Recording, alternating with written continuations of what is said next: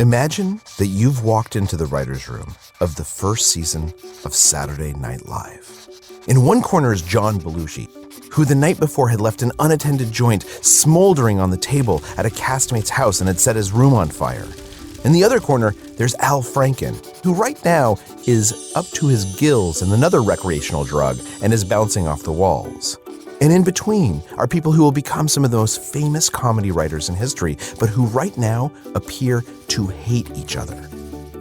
Everyone in that room is competing to get their skits selected to be put on the air that week. This is a recipe, you might think, for disaster. And yet what we all know is that Saturday Night Live wasn't a disaster. It was amazing. In fact, it's been amazing for 40 years. So how? Why did that team come together? To examine it, I not only looked at Saturday Night Live, but I also went to Google. I learned that for the last 4 years, at a cost of millions of dollars, that giant technology company had been studying how to build the perfect team.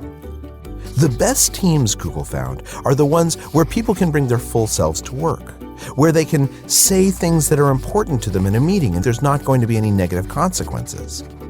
In addition, you have to have ostentatious listening behaviors, showing that everyone is listening to each other by picking up on nonverbal cues or drawing people into the conversation.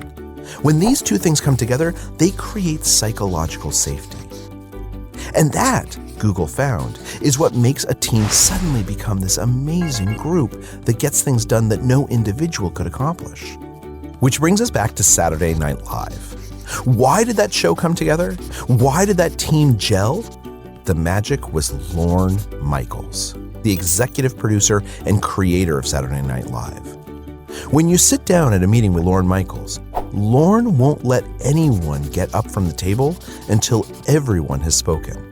He goes out of his way to demonstrate that every single person in that room has to be involved in the conversation, and that when you say something, he and everyone else are listening as closely as they can. That's why Saturday Night Live works.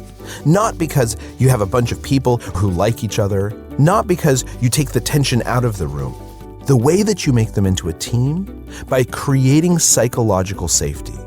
And when you do that, you can not only make one of the longest running, most successful television shows in history, you can build a company like Google, you can do anything.